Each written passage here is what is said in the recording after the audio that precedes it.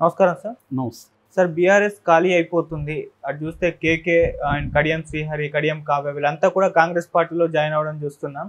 So మరోవైపు BJP పార్టీతో కూడా విలీనం చేసేస్తారు బీఆర్ఎస్ అన్న నెరేషన్ కూడా బయటకు రావడం చూస్తున్నాం. మరి దీని పట్ల కేటీఆర్ గారి రియాక్షన్ ఎలా ఉంది? మొత్తంగా చూసుకుంటే బీఆర్ఎస్ మరి ఖాళీ అయిపోతుంది అనుకోవచ్చు. చెప్పలేము. అంటే ఇది ఎవరో కూడా ఊహించలేదు. కేసీఆర్ పరిస్థితి ఎలా అవుతుందని, బీఆర్ఎస్ పరిస్థితి ఎలా అవుతుందని. నిజానికి కాంగ్రెస్ కూడా ఊహించుండదు. ఎవరో కూడా ఊహించే స్థాయి కాదు ఇది.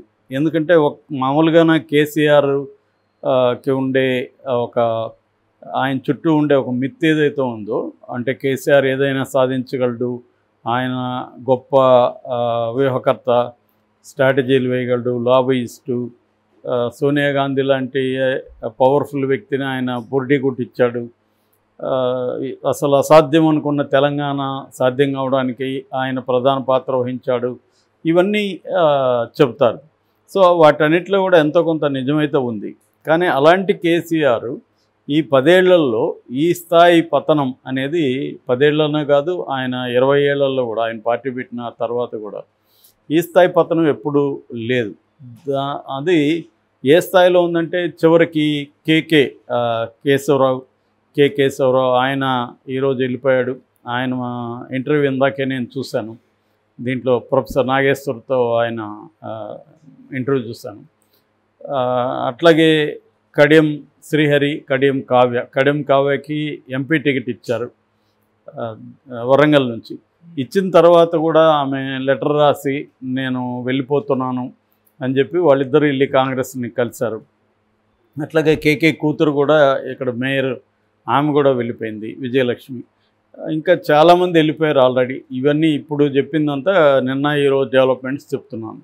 అంటే ఓవరాల్గా తీసుకున్నప్పుడు అసలు పార్టీ టికెట్ ఇచ్చిన వాళ్ళు కూడా, ఇచ్చిన తర్వాత కూడా వాళ్ళు వెళ్ళిపోవడం, వాళ్ళని ఎలా అర్థం చేసుకోవాలనేది అర్థం కావట్లేదు.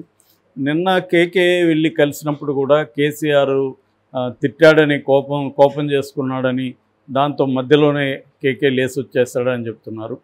మరోవైపు ఈరోజు ఎక్స్లో కేటీఆర్ ట్వీట్ చూస్తే కూడా అది ట్వీట్లో ఏం రాశాడంటే, శూన్యం నుంచి సునామీని సృష్టించిన వ్యక్తి కేసీఆర్. సో ఆయన ఇలాంటి నాయకులను ఎంతోమందిని సృష్టించగలరు, మాకేమి ఇబ్బంది లేదు, వెళ్ళిపోయే వాళ్ళు పనికి మాలంతా వెళ్ళిపోండి, మేము మళ్ళీ సృష్టిస్తాం నాయకుల్ని అని చెప్పాడు. ఇది ఎలా ఉందంటే అదేదో అంటారు, అంటే వీడి చేత కాకుండా దాని నుంచి ఉత్తర ప్రగల్భాలు అంటారు. అలాంటి ఉత్తర ప్రగల్భాల్లాగా ఉంది తప్ప ఇప్పుడు కూడా ఆనెస్ట్గా అసలు ఎందుకు వెళ్ళిపోతున్నారు, మన వైపు నుంచి ఏం తప్పు జరిగింది అని ఒక ఆనెస్ట్ ఇది దాంట్లో అటెంప్ట్ లేదు. కేసీఆర్ సునామీ ఎవడు కూడా సునామీలు ఎవడు సృష్టించలేడు, కేసీఆర్ అయినా ఇంకొకడైనా. ఆ ఉద్యమ ఇది 1969 నుంచి ఉద్యమం జరుగుతూ ఉంటే ఆ దాన్ని అదేదంటారు కదా, మొత్తం మండడానికి రెడీగా ఉంటే ఆయన చగ్గిపుల్ల గీశాడు. సో అంతవరకే కానీ మొత్తం అసలు ఏమీ లేదు, శూన్యం కాదు. తెలంగాణ ఉద్యమం శూన్యం అయితే ఎలా అవుతుంది? సో తెలంగాణ ఉద్యమం ఎప్పుడూ ఉంది, అనేక మంది చనిపోయారు, వందలాది వేలాది మంది ఉద్యమాల్లో నిర్బంధాన్ని ఎదుర్కొన్నారు. అవన్నీ జరిగితేనే కేసీఆర్ చేయగలిగాడు. ఎక్కడైనా ఇప్పుడు గాంధీ స్వాతంత్రం తెచ్చాడంటారు, కానీ గాంధీ స్వాతంత్రం తెచ్చింది అబద్ధం. ఎందుకంటే అనేక వేల మంది, లక్షల మంది దాంట్లో బలయ్యి ఉద్యమం ఒక పీక్ స్టేజ్కి పోయి ఆబ్జెక్టివ్ కండిషన్స్ రైప్ అయినప్పుడు ఆయన రోల్ కూడా ఉంది, గాంధీ రోల్ లేదని నేను చెప్పట్లేదు. కానీ ఆయన ఒకడే స్వాతంత్రం తెచ్చాడనేది ఎంత అబద్ధం, కేసీఆర్ ఒకడే తెలంగాణ తెచ్చాడనేది కూడా అంతే అబద్ధం. సో ఇది కూడా ఇప్పటికి కూడా వాళ్ళ అర్థం కావట్లేదు అనేది మనకు తెలుస్తూ ఉంది. రెండవది నాయకత్వం తయారీ అనేది ఒక రోజులో అయిపోయేది కాదు. కేసీఆర్ ఇలా చిటికేస్తే నాయకులందరూ తయారైపోయేటైతే మరి ఉన్న నాయకులు ఎందుకు వెళ్ళిపోయారు? ఉన్న నాయకులను ఆపలేని కేసీఆర్ కొత్త నాయకులను ఎలా తయారు చేస్తాడు, ఎప్పుడు తయారు చేస్తాడు? సో ఇప్పుడు కేకే కూడా ఏం చెప్తున్నాడు, ఎందుకు మీరు వచ్చేసారంటే వాళ్ళ ఫ్యామిలీని ఈ 10 ఏళ్లలో వాళ్ళ ఫ్యామిలీ తప్ప, ఆ నలుగురు తప్ప, కేసీఆర్, కేటీఆర్, హరీష్ రావు, కవిత తప్ప ఇంకెవరైనా ఫోకస్ అయ్యారా? ఇంకెవరైనా టీవీలోకి వచ్చి మాట్లాడుతున్నారా? ఇంకెవరైనా నాయకత్వ స్థానాలకు వచ్చారా అనేది ఆయన కూడా మాట్లాడుతున్నారు. అంటే వీళ్ళ ఫ్యామిలీని మాత్రమే పెంచి చేస్తున్నారు. దానికి నాగేశ్వరరావు గారు ఒక ప్రశ్న అడిగారు.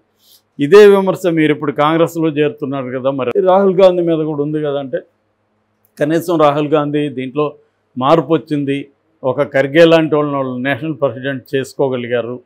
రెండోది రాహుల్ గాంధీకి మాలాంటి వాళ్ళు ఓపెన్గా ఏమన్నా చెప్పే పరిస్థితి ఉంది. ఇక్కడ అది లేదు. కేసీఆర్తో ఎవడో కూడా చెప్పే పరిస్థితి లేదు, ఆయన వినే పరిస్థితి లేదు. సో అది ప్రధానంగా అంటే ఇప్పుడు ప్రజలు కేసీఆర్ని ఓడించడానికి ఒక కారణం ఉంటే, నాయకులు లీడర్సు బీఆర్ఎస్ నుంచి ఎందుకు బయట వచ్చేస్తున్నారు అనే దానికి కేకే చెప్పిన ఎగ్జాంపుల్ చాలా ఇంపార్టెంట్. అంటే ఆయన ఇంకోటి కూడా చెప్పాడు. అంటే లీడర్సు అంటే ఒక పార్టీలో ఉండే కార్యకర్తలు నాయకుడి అహంకారాన్ని భరిస్తారు, నియంతృత్వాన్ని భరిస్తారు, ఇంకోటి భరిస్తారు, కానీ తమ ఆత్మగౌరవాన్ని దెబ్బతీయడాన్ని భరించలేరు అని అద్వానీ చెప్పాడని ఈయన కోట్ చేశాడు. సో అంటే అక్కడ క్లియర్గా ఏమవుతుందంటే, కేసీఆర్ ఏమాత్రం విలువ ఇవ్వట్లేదు, దానివల్ల అసంతృప్తితో ఉన్నారు, ఇప్పుడు ఛాన్స్ వచ్చింది కాబట్టి బయటకు వచ్చారు అనేది ఆయన 10 ఏళ్ళు సుదీర్ఘకాలం పనిచేశాడు కేకే. రెండోది కేసీఆర్కి దగ్గరగా ఉన్నాడు. రెండోది ఆయన ఏమంటున్నాడంటే, నాకు అత్యంత గౌరవం ఇచ్చాడు, నాకు గౌరవం లేదని నేను చెప్పలేదు, నాకు చాలా ఇంపార్టెన్స్ ఇచ్చాడు, గౌరవం ఇచ్చాడు, పదవులు ఇచ్చాడు, అది నేను కాదనట్లేదు అనేది కూడా ఆయన చెప్తున్నాడు. సో ఒకటేంటంటే కేసీఆర్ స్వయంకృతాపరాధం అని కూడా అనొచ్చు. ఎందుకంటే ఇదే ఇప్పుడు వీళ్ళు కేసీఆర్ అయితే ఏదైతే ఇప్పుడు కేసీఆర్ కావచ్చు కేటీఆర్ విమర్శిస్తున్నారో, ఇదే పని కేసీఆర్ కూడా చేశాడుగా.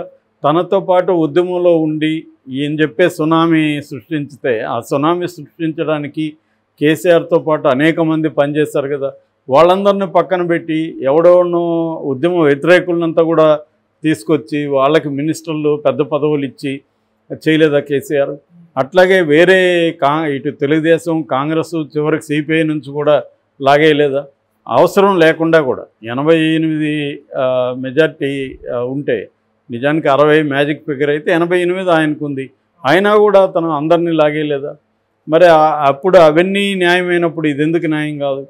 సో ఇక్కడ ఏంటంటే ఒక మన బలమాన్ని ఎక్కువ ఊహించుకొని మనకు తిరుగులేదు, మనం ఏం చేసినా చెల్లుతుంది, ప్రజలు గొర్రెలు, మనం ఏం చెప్తే అది వింటారు, తలోపుతారు అనుకునే ఒక అహంకారం నెత్తికెక్కిపోవడం వల్ల జరిగే ఇదంతా కూడా. అంటే మామూలుగా ఒక సామెత ఉంటుంది, కుమ్మరి చక్రం మీద ఒక ఈగ కూర్చొని ఈ చక్రాన్ని నేనే తిప్పుతున్నాను అని అనుకుంటున్నట్ట. నిజానికి ఆ చక్రం తిరిగితే ఈగ తిరుగుతుంది, రివర్స్లో ఈగ నేనే చక్రం తిప్పుతాను అనుకుంటుంది. చాలామంది నాయకులతో కూడా ఇదే ప్రాబ్లం ఉంది, నా వల్లనే అన్నీ జరుగుతున్నాయి అనేది అనుకుంటారు. సో అక్కడ వాళ్ళు దెబ్బతింటారు. కేసీఆర్ కూడా ఇదే దెబ్బతిన్నట్టు కనబడుతుంది. సో ఈ క్రమంలో రెండో ప్రశ్న, బీఆర్ఎస్ బీజేపీలోకి విలీనం అవుతుందా అంటే అయ్యే ఛాన్సులు కూడా ఉందనే, కనీసం విలీనం కాకపోయినా ఎన్డీఏలో చేరిపోయి అవకాశం కనిపిస్తుంది. కానీ మోడీ దానికి కూడా సిద్ధంగా లేడు. విలీనం ఏమైనా అయితే చేసుకుంటారేమో కానీ ఎన్డీఏలో మాత్రం చేర్చుకునే ప్రసక్తి లేదనేది ఇప్పటివరకు ఉన్న సమాచారం. ఎందుకంటే మోడీకి ఉండే మనకు తెలుసు, మనం అనేకసార్లు చెప్పుకున్నాం, మోడీ ఏంటంటే ప్రతి రాష్ట్రంలో కూడా ఒక్కొక్క రాష్ట్రంలో ఒక్కొక్క రకమైన వ్యూహాన్ని అతను అమలు చేస్తారు. అయితే ప్యాటర్న్ ఒకటి ఉంటుంది. ఆ ప్యాటర్న్ ఏంటంటే ఏ రాష్ట్రంలో ఒక పార్టీ బలహీనంగా ఉంటే ఆ పార్టీతో ఫ్రెండ్షిప్ చేసి కానీ, లేదా ఆ పార్టీని తొక్కేసి కానీ ఆ ప్లేస్లోకి బీజేపీ రావడం.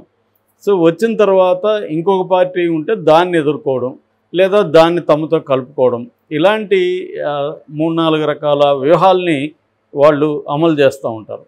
సో ఇక్కడ గతంలో కేసీఆర్తో కుమ్మక్కయ్య లోపాయికారిగా కాంగ్రెస్ని తొక్కేయాలనేది గతంలో ప్లాన్. అయితే ఇప్పుడు అది బెడ్స్ కొట్టింది కాబట్టి, తమకు కూడా ఇంకా మంచి ఫలితాలు రావాల్సిన ఫలితాలు రాలేకపోయినాయి కాబట్టి ఇప్పుడు మార్చుకున్నారనేది చెప్తున్నారు. దాన్ని బట్టి ఇప్పుడు ఏంటంటే వీక్గా ఉంది కాబట్టి బీఆర్ఎస్ దీన్ని రేవంత్ రెడ్డి ద్వారా దెబ్బ కొట్టేసి ఈ ప్లేస్లోకి బీజేపీ వస్తే అప్పుడు కాంగ్రెస్ బీజేపీ రెండే ఉంటాయి ఇక్కడ. సో ఈ రెండిట్లో తర్వాత కాంగ్రెస్ సంగతి చూడొచ్చు. రేవంత్ రెడ్డికి కూడా ఎలాగో కేసులు ఉన్నాయి, రేవంత్ రెడ్డిని డీల్ చేయడం తర్వాత కష్టం కాదు. అన్న అభిప్రాయంతో మోడీ ఉన్నట్టు తెలుస్తుంది. కాబట్టి అతని ముందు కేసీఆర్ ముందు ఉన్న కర్తవ్యం ఏంటంటే ఫ్యామిలీ జైల్లో కూర్చోవడమా లేకపోతే పార్టీని విలీనం చేసేయడమా అనేది ఉంది. అంటే జైలుకి వెళ్ళి ధైర్యంగా నిలబడతారా, జైలుకి వెళ్తారా? ఎందుకంటే ఇప్పుడు చంద్రబాబు నాయుడు 70 ఏళ్లలో జైలుకి వెళ్ళడానికి ఆయనకు ఒక డిసిప్లిన్ ఉంది లైఫ్లో. సో యోగా చేయడం కానీ ఫుడ్ అదంతా ఉంది. అందుకని ఆయన జైలుని కూడా తట్టుకునే మనస్తత్వం ఉంది. కేసీఆర్కి ఉందా? కేసీఆర్కి అటువంటి పర్సనల్ డిసిప్లిన్ లేదు, చంద్రబాబు లాంటి ఆరోగ్యం లేదు. సో కేసీఆర్ జైలుకి వెళ్ళే పరిస్థితి కానీ ఉంటే ఖచ్చితంగా దాన్ని వెళ్లకుండా ఉండేందుకు ఏం చేయాలన్నా కేసీఆర్ చేయడానికి రెడీ అయిపోయే అవకాశాలు అయితే కనిపిస్తున్నాయి. అందుకని కవిత అరెస్ట్ అయినా కూడా పెద్ద ఎత్తున వీళ్ళు బీజేపీ మీద పెద్ద ఉద్యమాలు చేయడం కానీ ఏమీ చేయలేదు.